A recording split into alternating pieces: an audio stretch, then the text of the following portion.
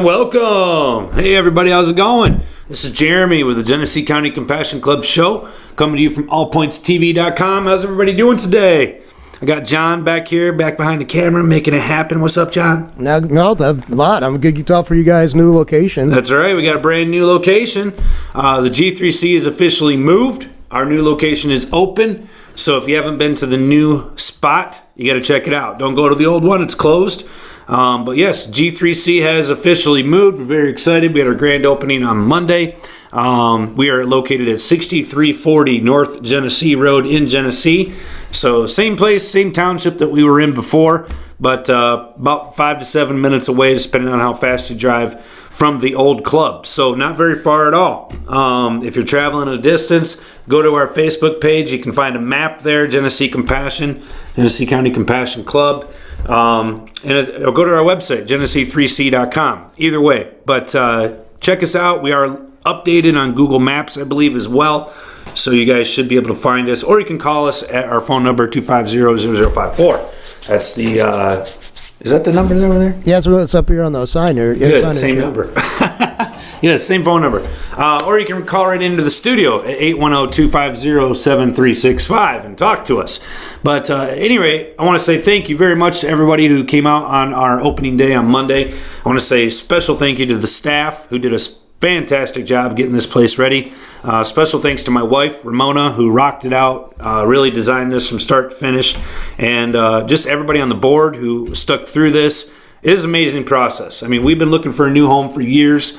It took us 2 years of extensive, intensive looking, and luckily we were able to come up with a compliant location, one within our own township that we already been in for 8 years, and a location that is absolutely beautiful. I think we've got 14,000 plus square feet for the club. The Ed Center's been totally revamped now. It's no longer boring. It's now fun. There's a pool table there. There's a video game center there, so you can have some fun and hang out. It is directly attached to the clubhouse, so you're just a step away from the good times. Obviously, the clubhouse has been completely revamped as well. It has a few more booth spaces, so hopefully we won't have quite as much vendor waiting. We also have a brand new vendor system, so if you've had to wait in line before and do the mad dash to the door at 9 a.m., you won't have to do that anymore. We've got a better system set up now to avoid that. And of course, if you're a regular, same thing always goes with your reservations. But at any rate, we'll be more accommodating now. And again, like I said, the clubhouse, it's totally brand new. It's beautiful. Lots of natural light. And coming soon, there's going to be lots of natural food. We got a full-on kitchen, fully licensed, ready to rock. And we'll be serving you guys some tasty grub very soon. I think our food comes in tomorrow, if I'm not mistaken. So it might be real soon. But we're looking to add some new menu items as well. And of course, now I'm transitioning over into our Holistic Center, which is also brand new. It's spectacular. Full-on kitchen. We're going to have new products. We got those ever-popular bath bombs you girls have all been dying for. And I know some of you gents out there enjoy them too. Tobe Step, thinking of you and your crazy bath bomb. I forget what it's called now. But if you haven't seen Tobin with Tubby, I think that's what it's called. Tubbin with Toby. Check that out on Facebook. It's hilarious. Shows you how to use a bath bomb correctly. But no, we've got some great new products over there at the Holistic Center. We're going to have more coming in. I'm mostly excited about the food because I love to eat, and I know you guys do too, so we'll see in that. I know we're going to be adding some French fries and burgers and all kinds of good stuff along with our naturally holistic, organic menu that we've previously had. We'll be bringing that back and adding to it. And we're probably open for some suggestions as well. So I know I've already heard from a few people in the corner, sushi. Don't count on that anytime soon, but I am a sushi fan, so you won't have to twist my arm too hard, although don't get your hopes up too soon.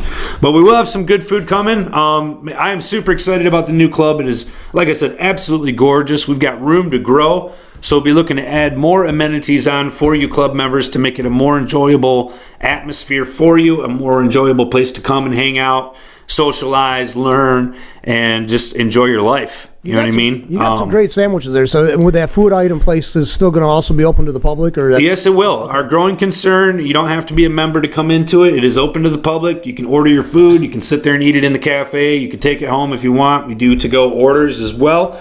And I know from the area there, it's a little bit sparse in selection. Hopefully we'll be able to fix that for you guys and offer you the selection it is that you're looking for. So hopefully, I think it's going to be awesome. I've seen some stuff that they're cooking up back there. It's mouth-watering. It's going to be amazing. That one sandwich you guys had where you actually use waffles instead of... the Monte Cristo. Oh, that was so phenomenal. It is phenomenal. Get a chance when they get the food offering. I hope that's still on the menu. Yes, I think the Monte Cristo will still be there. Yeah, I know a lot of people like the, we call it the Monster. I can't wait to have a Monster. I haven't had a Monster since last summer with Jana's special mustard. It's amazing. Oh, and I think there was also a WTF sandwich. I don't think either one of those are even on the menu, but man, they were just amazing, delicious sandwiches. That's the beautiful thing, that we can customize things for as well. So, but I'm super excited. Please get down to the club if you haven't been there yet. 6340 North Genesee. We'd love to see you there. You're going to be amazed when you get there. It is a total step up. I mean, you're going to love it. All right, talk about some of the events that we got coming up here for the G3C. We do have a golf outing that's happening in August. You can sign up for that at the bar, the new 30-foot long bar. We'll have sign-up sheets for that. We're still taking sign-ups for that. Still taking teams. Still looking for sponsors and so on. We do raise money for the Roar Foundation. That's the Children's Foundation up at Hurley Medical, and it helps them have something to read while they're going through traumatic times. It's a beautiful program, and we're glad to be able to be a part of it. I think this is going to be our third or fourth year sponsoring that. So see George Hernandez for more information. And like I said, I do know that we have sign-up sheets as well. So golfers, get your clubs out, get them ready if you're not already out doing that sort of thing. Next event we got coming up is our soup kitchen. I know that'll be coming up here at the end of the month, which is actually just right around the corner. I pull up the calendar here. It is the last Friday of the month, so it's pretty simple. That's going to be the 30th. So a week from tomorrow, or not tomorrow, a week from Friday, sorry.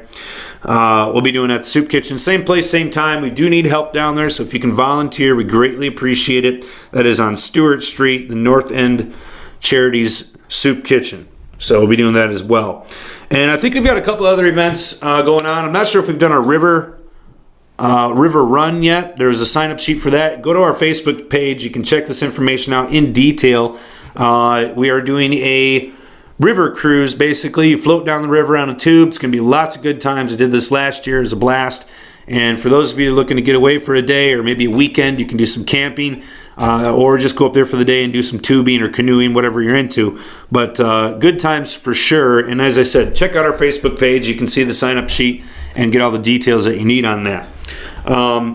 Also, let's see here. We just recently completed our G3C first annual fish off. It was right across the street from our brand new club at the beautiful Mott Lake, and it was good times. I think we had about 20-25 fishers plus show up for the contest. We had largest bass, largest panfish, largest overall, and the overall winner was a very impressive 27-inch walleye. I mean, the thing was monstrous, like this big around, 27 inches, whatever. But no, it's beautiful. Nice young lady from our club, one of our vendors, nailed it, brought it home. So she got the biggest species trophy. And I believe Robert got the biggest panfish. He had a couple nice size, real good size bluegills. Look real tasty to me. I think he was the biggest panfish. And other than that, I think the rest of us need to learn to fish better. I went out, had an excellent time. It was a beautiful day. Mott Lake's a gorgeous place, and I recommend you check it out if you haven't. It's right there across the street from the new club. A lot of your members seem to be very outdoor oriented. I mean, a lot of bicyclists and kayakers and stuff like that. Seems like that kind of goes with the whole feel for the Compassion Club, because I've seen that, the way they talk about it, all the things. You can see the logos on their vehicles out there. I may be prejudiced, John, but I'm going to say this, and I think it's absolutely true. Cannabis really helps you stop and smell the roses. I mean, it does. Yeah. So I think our membership, our base, whatever you want to call it, our people, they are more inclined to stop and say, hey, you know what, it is a gorgeous day out. And thank God, because I think that's part of what cannabis does. It just makes you stop and realize what's important. And, that's things like this, simple things. So I think you're right, John. I've seen that. I mean, a lot of activities outside, and a lot of encouragement to go outside. I mean, I think that's pretty healthy right there. So. You bet. Fresh air is a good thing. So is sunshine. So get out there and enjoy it. I believe today is the first day of summer. Is it not? Officially, yeah. So happy summer, everybody. Summer 2017 is here. It's time to get out and enjoy this beautiful weather. You know it's only going to be here for a little while. And today's the longest day of the year, so enjoy the sunlight, all right? All right, I want to talk about some things as well that's going on here in the state. Also let you guys give you an update on what's been going on with marijuana around the country. And let's get started right here in Michigan. First off, we've got this new law they've been working on. Everybody's aware of it. Basically, it's commercialized growing for medical marijuana. Now, what the state has done is formed a board to oversee the Department of LARA, who will be writing and authorizing and basically administrating the entire medical marijuana program for this new set of laws, as they already currently do with the old set. So there's going to be a lot more administration, a lot more bureaucracy, all that jazz. But at the top of the heap is a brand new board. I believe it consists of 5 members that were selected by our governor, Mr. Snyder. And, you can say what you want about these folks. I will say this from a third-party standpoint, which is they do not have anybody on the board that really understands or is an expert in the field of medical marijuana. I believe there's a physician. I believe there's former police. I believe there's former administrative officials. But I did not see anyone in the list of 5 that represented an expertise in marijuana or medical marijuana for that matter. So definitely I was disappointed in the selection by the governor, but not shocked. Some of the individuals that were elected to the board have been incredibly antagonistic towards medical marijuana in the past, and this was also not a shock to me either. So as it is sitting right now, the current head of the new medical marijuana laws, who will be picking who's going to have licenses, how the program's going to work, so on and so forth, probably not the greatest board as far as positivity towards medical marijuana. I think we probably could have done better in that area. A more educated staff would have been preferred, and definitely some people who have a affinity towards medical marijuana. At least they can see the benefits of it. They're interested to see how it can be implemented into the marketplace safely through regulated means, who also understand the industry and how it can work, how it could work, how it shouldn't work. I don't know that we have that right now from the board, so we're just going to have to wait and see. I'm probably just being biased, but at any rate, we have yet to see how it will play out. So you can check out this information from yourself. It's readily available on Google. I'm not going to get into the individuals' names because they're really unimportant. You can check it out for yourself. But I think what we have to do is keep a close eye on the state for fairness, for a firm basis in reality, and hopefully that will help get the program administrated properly so that people can get the medication that they need. I believe, full firm faith, that the current program that we have without the new set of laws is more than adequate and can get the job done. There's been no changes to it. People have been getting medication for the past 8 years without issues, and they're going to continue to be able to do so. So I don't feel these new laws are necessary. I feel that they are really just a setup for big business and government. But at any rate, they're there, they exist, and we have to keep an eye on them nevertheless. So I encourage you to do so. Any more updates that come out about the program, I'll be sharing with you right here on the podcast to keep you informed, keep you guys up to date. There have been continued communities across the state. Some of them have actually passed ordinances or began to pass ordinances. Some have already said outright flat no to the new medical marijuana laws. So you're getting quite a different perspective, quite a different procedural basis for how these communities are operating. And unfortunately, a lot of these communities still feel that they're being pushed into something that they don't have enough information on. And to that point, I would have to agree 100%. The state has yet to roll out the rules, so the communities don't know how to set their rules to keep themselves from conflicting with the state. They don't want to have conflict there. They don't want to have overlap. You don't want to have to worry about supremacy and so on. So it is a bit of a shot in the dark for these communities to go start developing ordinances and zoning guidelines for something that they really don't have an outline from the state on. So a lot of communities are holding back for that reason. I think once the state rolls out a set of rules that everybody can sit down and read and analyze and make some informed decisions with, I don't think you're going to see very many communities moving forward. You're going to see some that want to jump in, that want to get going. Maybe they don't care. Maybe they're that positive about marijuana that they're willing to get it done ahead of time. that's going to happen. I think the majority of them, though, are going to wait for a clear set of guidelines to go through so that they don't have to go through this process twice. Passing a zoning ordinance in your community is not always the easiest thing to get done. You can talk to various board members around the state, from towns, communities, villages, bigger places like Flint. It's a nightmare. Everybody's got to have their 2 cents in. Everybody wants something different, and you're sitting there trying to please everyone, and it just can't happen. So zoning can be a difficult thing, and without having some type of guideline, some type of manual in a sense from the state on what to do, a lot of communities are lost, and they're not going to take your word for it either, believe me. So what we have to do is be diligent and just keep watching. I mean, if you've got something going on in your community that you don't like, you need to get involved. You need to show up at one of those township meetings, one of your monthly meetings that your town puts on, and be there. Voice your opinion. Help them get educated and make an informed decision. So it's important to stay involved. All right? Let's move on here. I'm going to talk about some other stuff. That's it for Michigan. Like I said, I'm going to keep you up to date with what's going on with the new program. Everybody wants to know. And the biggest thing is for patients and caregivers, still, just like it has been, just like it's going to be, there's no changes. All right? That's the important thing. So stay compliant. Keep doing what you're doing. All right, I'm going to move on. I'm going to talk about other things and talk about other states. And at the top of the page, so to speak, and you guys can go to leafly.com, check this out for yourself. But this article is everywhere because it is big news. Marijuana Policy Project, otherwise known as MPP, one of the biggest marijuana activist groups in Washington and really around the country. Your law here in Michigan is responsible because of what MPP did back in 2008. They have the ability and have had the ability to raise major funds to put through major political campaigns. I'll give you an example here in Michigan. I think it cost somewhere between $1 and $2 million that was given from MPP to activists here in Michigan to get our law here on the books. So this is a powerful company, powerful activist group. It's a good one as well.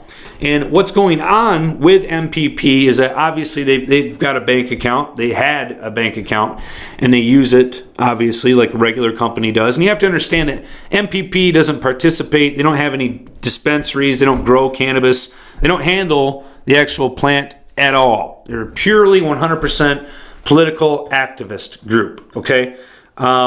They had their bank account closed because they're involved with marijuana. And for those of us that have marijuana businesses, this is old news. Banks, credit unions, whatever, if they are FDIC insured, they do not want your marijuana money or anything that has to do with marijuana.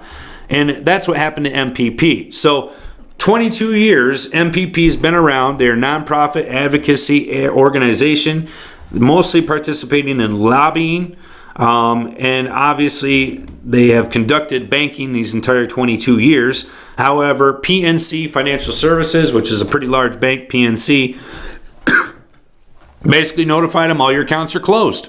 They didn't give them a reason, but obviously we know the reason. It's because they're dealing with marijuana. MPP, again, they do not grow or distribute cannabis at all, which is an important distinction for federally regulated banks doing businesses with advocacy groups like MPP. But it obviously didn't matter. The bank feels that it is too risky and that the bank cannot assume the risk. So what banks are talking about is actually the feds could come in and shut the entire bank down because they took illegal drug money. And as silly as that sounds, that is actually 100% affirmed in reality. And when banks have millions of dollars in assets, they're not going to risk all of that for just a couple little accounts, even though MPP might have had pretty decent sized accounts, especially in comparison to your average everyday citizen. So at any rate, this is a big issue. It's something that's happened across the country. We've talked about it multiple times on this show. And really the crux of the thing is that we have to have a change at the federal level. There has been a bill submitted at the federal level that needs our support that directly deals with this banking issue. It does not ask for a marijuana rescheduling, so it's easier to get done, so to speak, but it does ask for protection for banks that deal with legal marijuana companies. So these are businesses that are regulated, licensed in their state, compliant with state law, and it allows banks to do business with them simply without putting themselves in jeopardy. This is something that we have to have. And when a group like MPP is getting hit, you can guarantee groups like the G3C and groups across the state have already been hit. And this is a national problem with cannabis. We need to have a federal change, folks, whether it be a scheduling change, a policy change like this here. We need to have continued change. Cannabis is mainstream. It's across the country. We've got 9 states where it's legal for adult recreational use. That's not even medical. We've got 25, I think actually 25 plus states with medical marijuana on the books. It is mainstream. It is across the country, and it is time that we allowed for regular everyday services to work with these legitimate companies and individuals. This is the thing that all people who have any kind of political interest whatsoever, who are involved in any kind of lobbying efforts, it's a chilling effect possibly, because they could do this for anything. You think you have a right to abortion rights organizations can have this, but if some government can come in, some guys in the government can decide that that's considered now, an illegal operation or illegal, questionable circumstance. I mean, this should be people should be aware of the chilling effect it could have in the process we have for our political system. Sure. Yeah. And it's interesting, like a company like PNC, these MPP has been banking with them for quite some time. I know MPP has been doing banking for 22 plus years. So obviously there's got to be pressure at the executive level for these banks to cancel these accounts. These banks aren't just coming up and saying, hey, you know what we want to do today? We want to lose customers. No, they didn't wake up in the morning and decide that. They have received pressure either from their state's attorney general or from the federal attorney general to get out of the business and keep themselves out of jeopardy. And that's what's happening. So before anything happens, these banks are cutting off the cord saying, we don't want it, it's too risky, go find someplace else. And so for a company like MPP, that's nearly crippling, because most of their donations are received, either electronically or by check. And when you don't have a bank account, you have nowhere to go cash those things. It doesn't work. You have bills to pay. You can't pay those bills. I'm sure MPP has quite a few employees. How do you pay them? Especially when they're strewn out across the country. It's not like they can just drop into Washington, D.C. on Friday and pick up their money. So it's a big issue, and it is crippling, and it is done deliberately to cripple these businesses. So we got to fight back. We got to continue pressing. I know that there's a few different banks out in Colorado that have stuck their neck out. They're smaller organizations, sometimes even credit unions, that are doing banking with some of those businesses out there. But like I said, they're sticking their neck out on the line, and not very many places are willing to do that. So, all right, I'm moving on because we've talked about that before, but I'm bringing it back up again because it's important. And it's something that still needs to be changed. Some of you may have even been affected personally. So, you're going in to make deposits into your account at your bank, and they say, hey, where's this money coming from?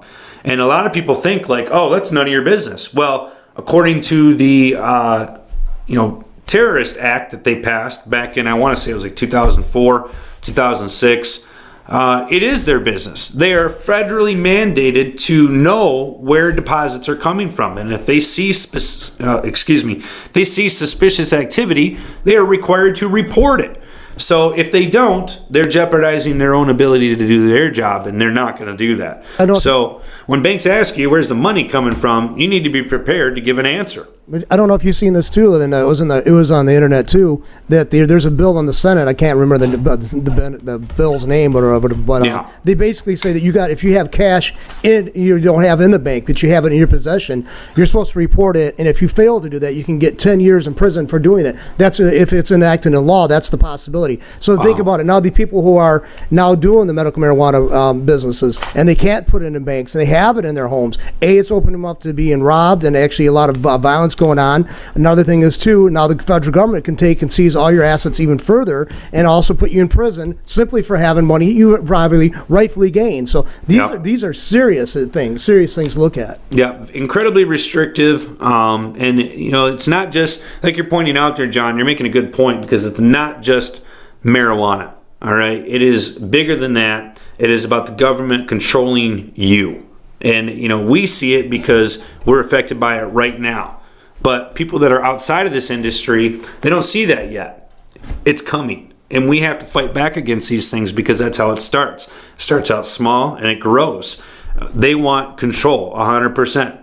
And They don't need it. This is a free country. All right, I'm going to move on because I don't get into that anymore.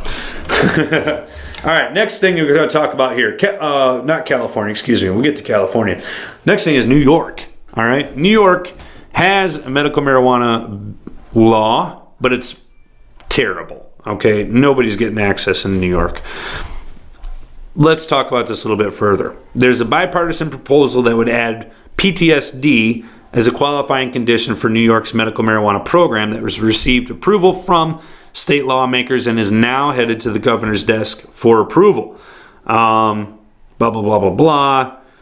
Says here, state lawmakers are standing up for thousands of New Yorkers who are suffering from PTSD. They hope Governor Cuomo will do the same and sign this important legislation. Says here, interesting fact, out of 29 states with medical marijuana, 26 of them allow patients with PTSD to qualify for medical marijuana. So PTSD is a pretty well accepted condition. It's one of the ones that we actually added on to our list here in Michigan. See, I think it's the only condition we've added on. But PTSD is a qualifying condition here in Michigan as well. Looks like they're trying to add that in New York. I will let you know that, in New York, there's no dispensaries. The medication has to be prescribed to you by a doctor and then is doled out by the state. And it's incredibly restrictive, incredibly hard to get. There's only a limited amount of doctors in the state that are actually even making recommendations and are authorized to do so. So this is a big deal to get their program expanded. It is a CBD only type medication that is being allowed. So that needs to be expanded as well. But every expansion is a plus. And hopefully New York will see this expansion soon with a pen stroke of their governor. Cuomo has not been the best governor for medical marijuana, obviously. So if he doesn't sign it, I won't be surprised. Should he sign it? Absolutely. So we'll have yet to see. So New York, we're holding out hope for everybody. Obviously, there's probably a whole lot of veterans out there in New York. New York has a large population. A lot of other people suffering from PTSD for other reasons certainly could use cannabis as relief. All right, moving on here. We got, let's see, that was New York. Next thing is Nevada. I'll just say this quickly about Nevada. Nevada has got recreational weed. It's been passed, blah, blah, blah. But they're just kind of fighting over the details about how that's going to work, who gets to have what, so on and so forth. They were supposed to open up by July 1st, have stores actually open online, ready to go July 1st. Now there's been a ruling by a Supreme Court judge in Nevada, potentially delaying that start date. I'll get into the bones here. It says here, First Judicial District Judge James Wilson granted a preliminary injunction requested by liquor distributors, interesting, all but assuring Nevada's new adult use cannabis program won't be ready to begin on July 1st. The plaintiffs' members will very likely be shut out of the marijuana distribution business entirely if the department issues distribution license to non-alcohol distributors. So kind of interesting here. The ballot question was clear. It says the injunction prolongs a restraining order preventing the Nevada Department of Taxation from issuing distribution licenses to anyone but alcohol distributors, including current marijuana distributors in Nevada's medical marijuana industry. Ballot question 2, passed in November, legalized recreational marijuana. The measure provided exclusive adult use cannabis distribution rights to state alcohol distributors unless the tax department determined that an insufficient number of marijuana distributors would result from this limitation. So here you go. I mean, you got to look at the facts. You got to look at the details when you're at the voting booth, because both of these questions are loaded questions. It's not just, hey, do you want to have marijuana adult use available? It's, hey, do you want to have it, but do you want to only let these people who currently distribute alcohol be the ones to get in on this business? That was the question that they were posing. And obviously there's some turmoil going on around that, as there should be.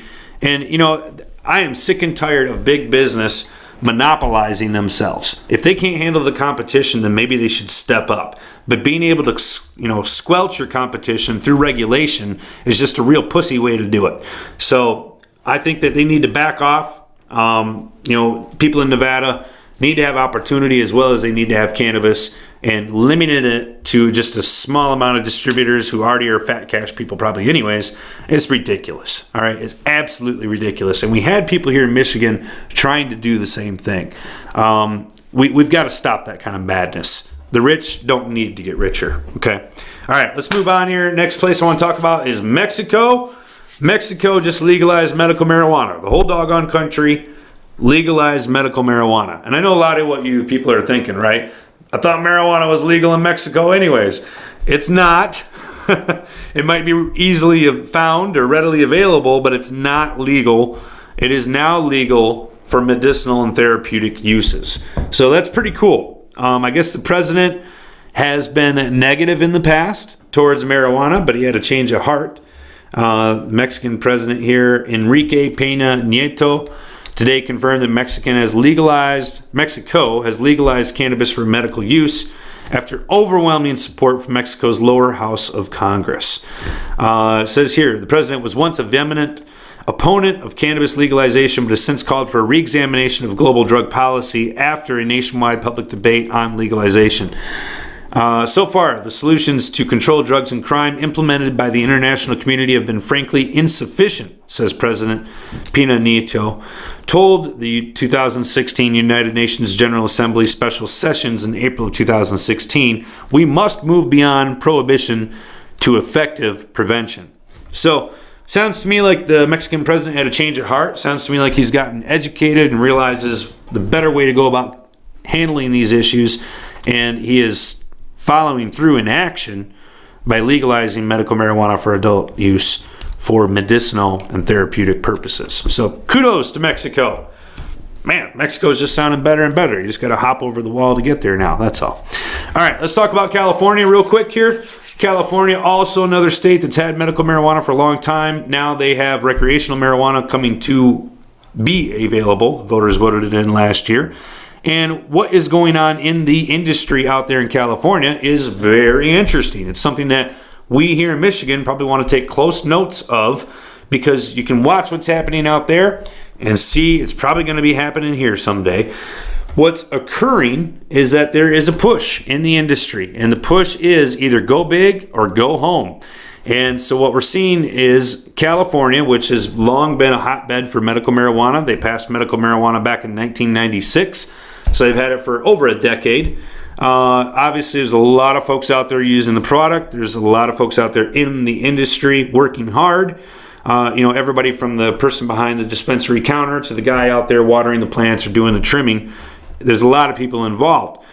However, with the new recreational market opening up, regulation is now allowing for commercial grows, so on and so forth. And a lot of these folks that were currently in the business in the past are either having to bow out, go sort of back into the closet, back under the radar, and back into the illegal market, frankly, or step up into these new high-class, high-dollar facilities.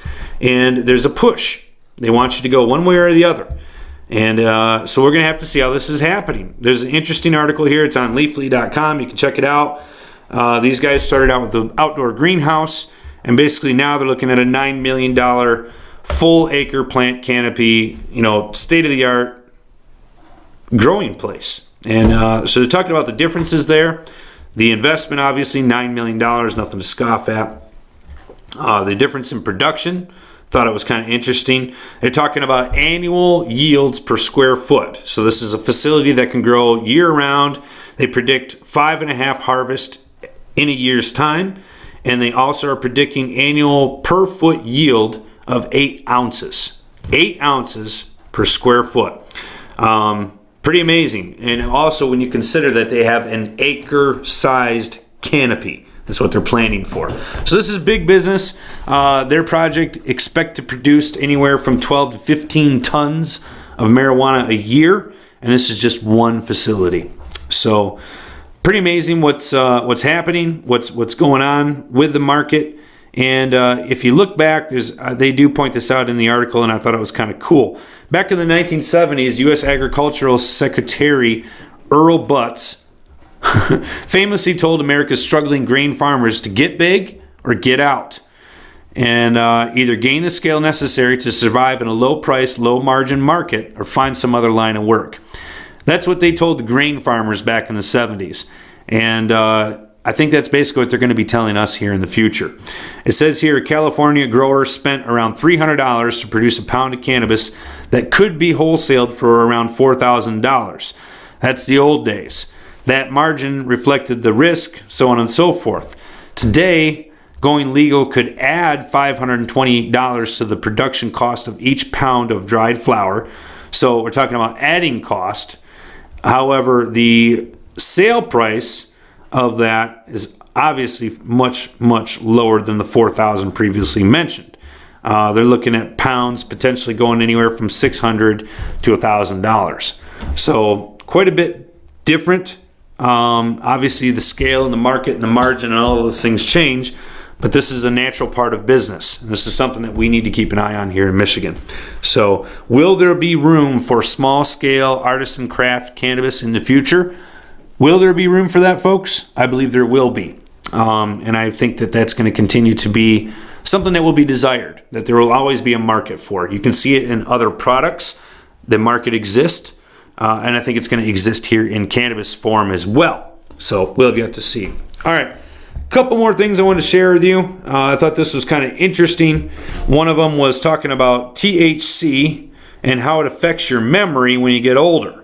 Let me pull this article up here. This is from leafly.com. I really like their website. They do a great job. Let me pull this up here. So obviously we've been told before in the past that the brains of young minds that are still developing can be adversely affected by premature marijuana use, if that's what you want to call it. However, they are saying that in older people, and of course they've only studied mice, but in older people they say they don't have that effect. So let's see how this works here. It says young mice have a strong ability, strong memories, so on and so forth. Giving young mice THC generally makes them perform worse on learning and memory tests. Says here, let's see if I can find this.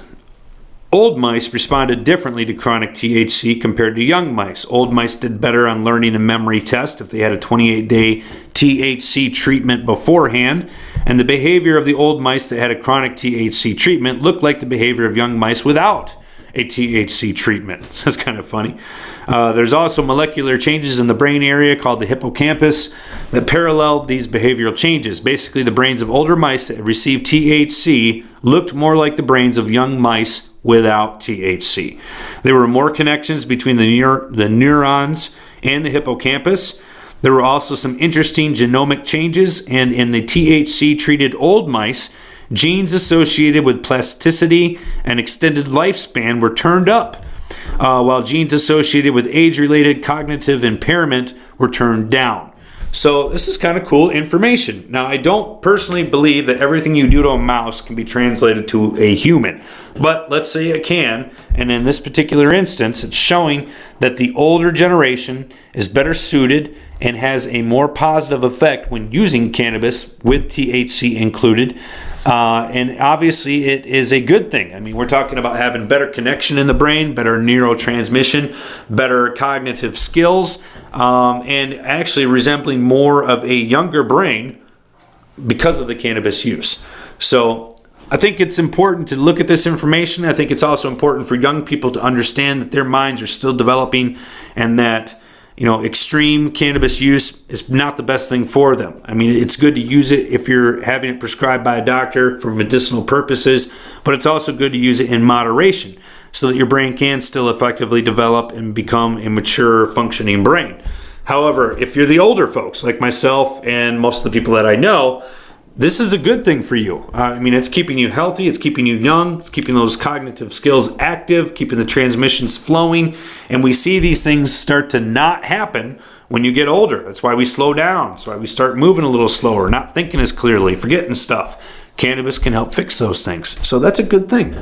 All right, moving on. I got one more story here about cannabis, and I thought this was kind of funny because it's called the weed hangover. First of all, I don't know that I've ever had a weed hangover. I've been a little groggy before. I've had a couple edibles that, the edibles can last 12 to 18 hours. So you can eat an edible, go to bed, wake up, and still feel the effects, no question. But what exactly would be a weed hangover? I'm not sure that this actually exists. It says here in the article, well-known fact for others remains a questionable mystery, but the weed hangover is a more common phenomenon than most might think. In fact, it can have a range of effects from brain fog to a headache.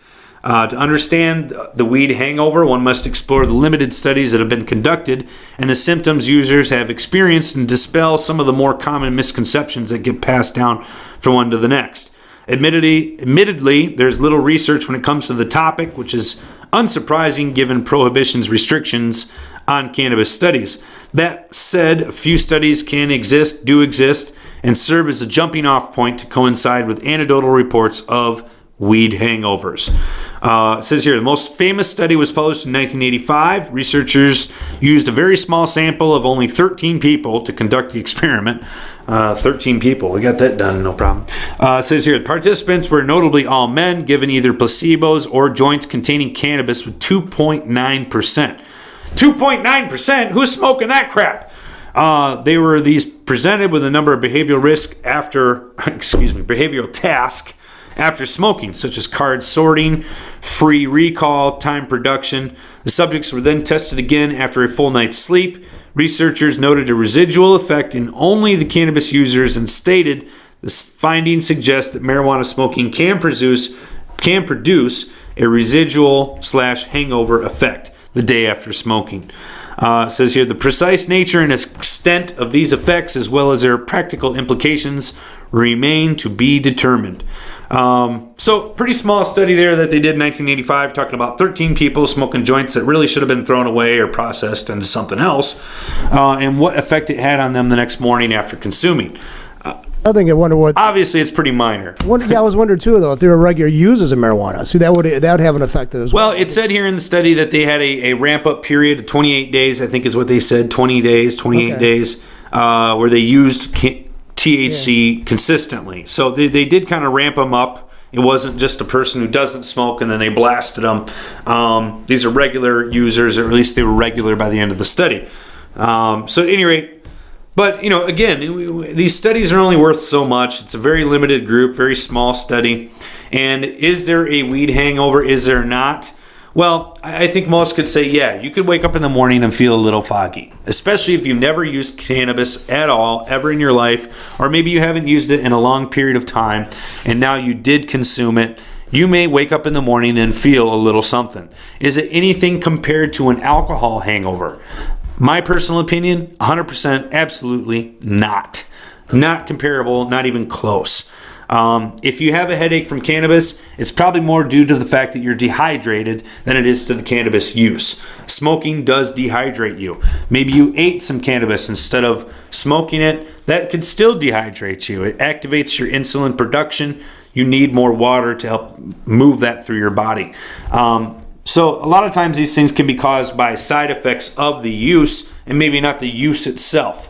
I have not had anybody ever purport to me that they had a cannabis hangover. All right. I think the answer to that is smoke another one. All right, I don't know. Drink a glass of water. The foggy type of thing, that can happen. That is a realistic thing that some people may experience, feeling a little bit foggy from the previous day's high that they had. That can happen. So if you've got an important meeting first thing in the morning, you might want to be aware of that, be concerned about that, and maybe not consume as strongly the day before or at all, maybe for that matter. It's all about managing your body, managing your personal ability to function. Like we just got done talking about cognitive skills. You need those skills. You need those to get through your day, to operate a vehicle, to talk, to write, to function. All right. And when you need to be on your game and when you can relax a little bit. And that's the nice thing about smoking cannabis is you can easily control that. It's not quite as easily maintained when you're eating it. But for those of you that do that on a regular basis, you know what it takes to take care of your medication and what it takes to also make sure you can get your job done. So it's a nice thing. It's easy to monitor. It's easy to manage. It's something that does take time. And so a lot of folks that just start using cannabis for medicinal purposes. You know, if you haven't been using it previously, you need to take your time with it and give yourself the ability to experience it, but also have a little bit of a cushion in case you do need a little bit of extra time to sort of get yourself together. These things can happen. So I guess I wouldn't want to alarm anyone, you know, hey, you got to watch out for those weed hangovers, man. You'll be out. Because that's really not the case. But you can experience a little bit of fogginess or drowsiness. Those things can happen. And it's something to be aware of. It's something that, as a caregiver, you need to let your patient know this. So the more information, the better. All right, and that's why we're here today, because I'm trying to give you information. So thanks for joining me this week. It's good to be back in the studio. It's extra good to be in the brand new club. I'm so excited about it. I want to remind you guys to enjoy it. It's there for you. It's because of you. So thank you very much, guys. You made this happen, and the G3C would be nothing without you. So 100% from my heart, thank you very much for allowing us to be there, for allowing us to have the facility that we do. It is truly a blessing, and it's because of you guys. So give yourselves a pat on the back. Thank you for being there. Thank you for being a part of the club. Come on down if you haven't been there in a while. Stay informed, stay involved, give your neighbor a hug, and enjoy the sunshine. All right, guys, thanks for being with me this week here on the Genesee County Compassion Club show at allpointstv.com. Please check out the other podcast. You can get updates on all the information that's happening down in Flint. Real information, not the BS on M Live. All right, John, thanks for being with me in the studio today. I appreciate it, man. It's a gorgeous day, so it's hard to drag him inside, folks. Get out there and enjoy it if you can. Thanks for being with me. See you next week.